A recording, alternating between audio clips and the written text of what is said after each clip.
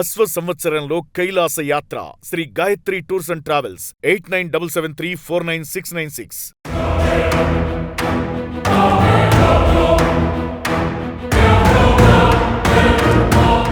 America Israel Iran యుద్ధం కాస్త భారతదేశం పైన ఎల్పీజీపై పడింది. ఇప్పటికే ఎల్పీజీ ధరలు పెరిగినటువంటి పరిస్థితి నేపథ్యంలో ఆంధ్రప్రదేశ్, తెలంగాణలో ఎల్పీజీ కొరత ఉందంటూ కూడా వినియోగదారులు పూర్తి స్థాయిలో ఏదైతే గ్యాస్ ఏజెన్సీల వద్ద విశాఖ జిల్లాకు సంబంధించి గ్యాస్ ఏజెన్సీల వద్ద పెద్ద ఎత్తున జనాలు బారులు తీరినటువంటి పరిస్థితి కనిపిస్తా ఉంది.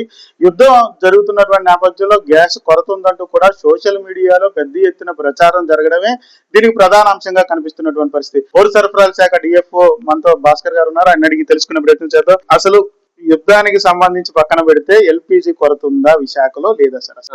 ఏమి లేదండి.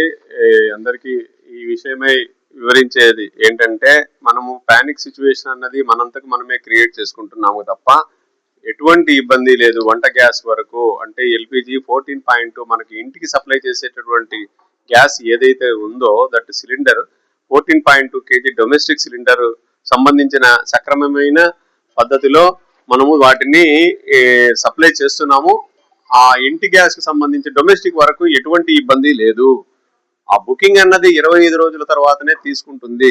25 రోజులు కాకముందే ఆ బుకింగ్ చేయడానికి ప్రయత్నం చేస్తే అది అటెంప్ట్ చేసినా కానీ మీకు సిస్టమ్ అన్నది తీసుకోదు. ప్రస్తుత కారణాల వల్ల, యుద్ధ కారణాల వల్ల వాటిని మొబిలైజ్ చేసి వాటిని వచ్చేసి మానిటర్ చేస్తున్నారు. అందువల్ల దాంట్లో భాగంగా ఎక్కువ అందరూ ప్యానిక్ కావాల్సిన అవసరం లేదు. ఎందుకంటే మనకు Hindustan petroleum, IOCL, Indian, BPCL లో సఫిషియంట్ స్టాక్స్ ఉన్నాయి. గృహ అవసరాలకు సంబంధించినటువంటివి. వాటిపైన ఎటువంటి సందేహము కానీ అలానే ప్యానిక్ సిచ్యువేషన్ కానీ ప్రస్తుతము మనము క్రియేట్ చేయకూడదు. అయితే ఇప్పుడు టోటల్ ఇప్పుడు ఏదైతే ఉన్నాయో ఈ సిలిండర్స్ ఏవైతే ఉన్నాయో హిందుస్థాను, ఇండియన్ అండ్ భారత్ కి సంబంధించిన వాటిల్లో 36,682 సిలిండర్స్ మనకు రిక్వైర్మెంట్ కావాల్సి వస్తే అవైలబుల్ గా ఉన్నటువంటి వాటిల్లో ప్రస్తుతము మనకు 23,684 మంది అంటే రోజుకు ఇన్ని సిలిండర్లు వెళ్తున్నాయి డొమెస్టిక్ యూస్ కు. సో ఎటువంటి ఇబ్బంది లేదు. మనము సఫిషియంట్ స్టాక్స్ ఈ విశాఖ జిల్లాలో మనం ఇవ్వగలుగుతున్నాము. కానీ సిచ్యువేషన్స్, పానిక్ సిచ్యువేషన్స్ ఈ మీడియా ద్వారా అంటే మన ఈ scrolling that is social media ద్వారా వచ్చేటటువంటి వాటిని నమ్మకూడదు.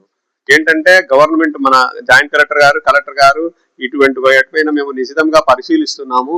గృహ అవసరాలకు ఏదైతే అవసరం ఉందో వాటిపైన మనం కంగారు పడాల్సిన అవసరం లేదు. నాన్ డొమెస్టిక్ సిలిండర్స్ ఏవైతే రెస్టారెంట్స్ లోను, హోటల్స్ లోను వాటిపైన రిస్ట్రిక్షన్స్ ఉన్నాయి. వాటిల్లో కూడా ఏంటంటే ఏవైతే ప్రియారిటీ సెక్టార్స్ ఉంటాయో హాస్టల్స్ కానీ, గవర్నమెంట్ హాస్టల్స్, హాస్పిటల్స్ వాటికి మళ్ళీ గవర్నమెంటే వాటి దగ్గరుండి పంపిస్తున్నారు. సో అవి తప్ప మిగిలిన వాటిపైన వాటికంటే నాన్ డొమెస్టిక్ వాటిపైన తప్ప దీనిపైన ఎటువంటి ఇబ్బంది లేదండి ప్రస్తుతం. సార్ అయితే ఇక్కడ ప్రధానంగా కూడాను గ్యాస్ ఏజెన్సీలు ఏవైతే ఉన్నాయో వాళ్ళు బుక్ అయిన తర్వాత ఇవ్వడానికి జాప్యంతో పాటుగా స్థానికంగా ఉండేటటువంటి కొంతమంది చిల్లర వర్తకులకి పెద్ద ఎత్తున అమ్ముకుంటున్నారంటూ కూడా ప్రచారం జరుగుతూ ఉంది. ఇప్పటికే గాజువాక లాంటి ప్రాంతాల్లో మీరు కేసులు నమోదు చేసినటువంటి పరిస్థితి. ఏజెన్సీలకి పర్టికులర్ గా ఏం చెప్పబోతా ఉన్నారు? వాళ్ళ మీద ఇటువంటి అవకతవకలకు పాల్పడితే ఎటువంటి కేసులు పెట్టే అవకాశం ఉండబోతా ఉంది సార్? ఇప్పుడు యాక్చువల్ గా ఇది ఎవరైతే సప్లై చేస్తున్నారో ఆ విధమైనటువంటి మీరు చెప్పిన విధంగా డొమెస్టిక్ సిలిండర్స్ ని నాన్ డొమెస్టిక్ పర్పస్ కు సప్లై చేసే విధానం కానీ అలానే కొనడం విధానం కానీ రెండు కూడా ఎసెన్షియల్ కమోడిటీస్ యాక్ట్ ప్రకారము చట్ట విరుద్ధము. అలా చేయకూడదు. మా టీమ్స్ నిన్న ఎస్టర్డే కూడా నిన్న చాలా చోట్ల తిరిగారు. వాటిని సీజ్ చేస్తున్నాం మేము ఎసెన్షియల్ కమోడిటీస్ యాక్ట్ ప్రకారం. అలానే ఏజెన్సీలకు కూడా మేము వాళ్లకు చెప్పడం జరిగింది. ఇటువంటి కార్యక్రమాలు కనుక పాల్పడితే కనుక as per rule, as per చట్టరీత్యా వారిపైన శిక్ష పడే విధంగా మనకు రూల్స్ అవి రెగ్యులేషన్స్ ఉన్నాయి. వాటిని అతిక్రమించి ఎవరు కూడా వీటిని అటెంప్ట్ చేయొద్దండి అని చెప్పి మన జాయింట్ కలెక్టర్ గారు వారికి అందరికీ చెప్పడం జరిగింది. అలానే సేల్స్ ఆఫీసర్స్ కూడా ఇన్స్ట్రక్షన్స్ ఇచ్చామండి. వాటిని నిశ్చితంగా మేము పరిశీలిస్తున్నాం. సార్ అయితే ప్రభుత్వం దీని మీద ఒక యాక్షన్ తీసుకున్నట్టుగా తెలుస్తా ఉంది. ఎటువంటి యాక్షన్ తీసుకుంది? ప్రజలకు సౌకర్యార్థం ఎన్ని రోజులకు బుక్ చేసుకుంటే అంటే అర్బన్ లో ఎన్ని రోజులు, రూరల్ లో ఎన్ని రోజులు బుక్ చేసుకుంటే మనకి గ్యాస్ వస్తూ ఉంటుంది? ఎందుకంటే కొంత జాప్యం జరుగుతున్నటువంటి పరిస్థితి. ఇవాళ బుక్ చేసుకుంటే ఒక 5 to 6 days తర్వాత డెలివరీ అవుతున్నటువంటి నేపథ్యం. ఇది ఏజెన్సీల మధ్య కొంత గ్యాప్ ఉన్నటువంటి నేపథ్యంలో ప్రభుత్వం దీన్ని చాలా సీరియస్ గా తీసుకున్నట్టుగా తెలుస్తా ఉంది. ఎలా అంటే ఇటువంటి బుకింగ్ చేసుకోవాలి, వినియోగదారులకు కొంత రూరల్ లో వాళ్ళకి కానీ అర్బన్ లో వాళ్ళకి కానీ కొంత అవగాహన కలవాల్సినటువంటి పరిస్థితి ఉంది కదా.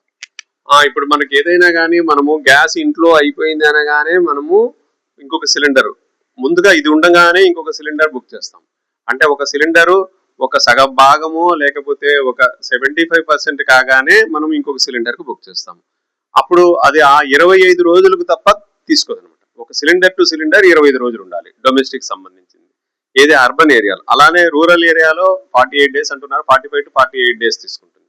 సో ఆ గ్యాప్ లేకుండా ఇమీడియట్ గా బుక్ చేయడానికి ప్రయత్నం చేస్తే కూడా సర్వర్స్ అవి ఇదైతే మనకి ఇప్పుడు వచ్చినటువంటి మెయిన్ ఇదేంటంటే ఎవరైతే ఇంట్లో సిలిండర్ ఉండగానే రెండో సిలిండర్ ఇది వరకు అంటే సఫిషియెంట్ స్టాక్స్ ఉన్నప్పుడు కూడా చేసాము. ఇప్పుడు కూడా ఆ సిస్టమ్ అన్నది యాక్సెప్ట్ చేసే డేస్ లోపలనే చేసేసి ప్యానిక్ అవుతున్నారు. 25 రోజులు కరెక్ట్ అయిందా లేదా చూసుకోవాలి. మనం లాస్ట్ బుకింగ్ ఈ బుకింగ్ 27 రోజు నుంచి మీరు ప్రయత్నం చేస్తే అది సిస్టమ్ లో తీసేసుకుంటుంది IVRS మోడ్ లో.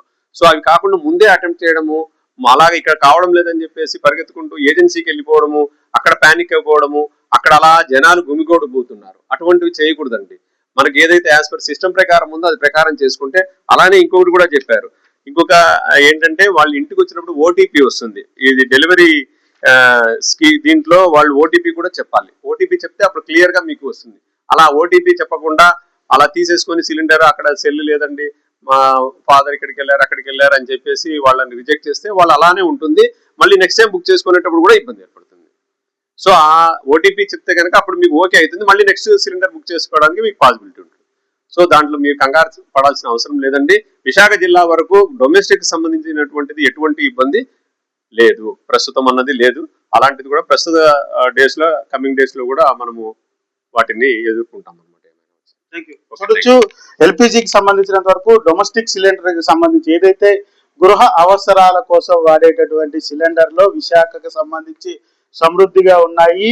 దాంతో పాటుగా హెచ్పిసిఎల్ గానీ పలు కంపెనీలకు సంబంధించినంత వరకు రోజువారీగా బుకింగ్ అవుతున్నటువంటి అన్ని కూడా వెనువెంటనే కూడా డెలివరీ చేస్తున్నామంటూ కూడా చెప్తున్నటువంటి పరిస్థితి. ప్యానిక్ కావాల్సినటువంటి పరిస్థితి లేదు. ఏదైతే గృహ వినియోగానికి సంబంధించినంత వరకు అర్బన్ ఏరియాలో అయితే 25 రోజుల తర్వాత బుకింగ్ చేసుకుంటే ఖచ్చితంగా డెలివరీ అవుతుంది. రూరల్ కి సంబంధించినంత వరకు 45 నుంచి 48 రోజుల నిర్ణీత కాల వ్యవధి పెట్టారు. ఆ కాల వ్యవధిలో బుక్ చేసుకుంటే ఖచ్చితంగా మీ గృహ అవసరాల కోసం గ్యాస్ అయితే సప్లై అవుతుందంటూ కూడా చెప్తున్నటువంటి పరిస్థితి అయితే కనిపిస్తా ఉంది. ఎవరి పర్సన్ నారాయణతో భరత్, UTV విశాఖ నుంచి.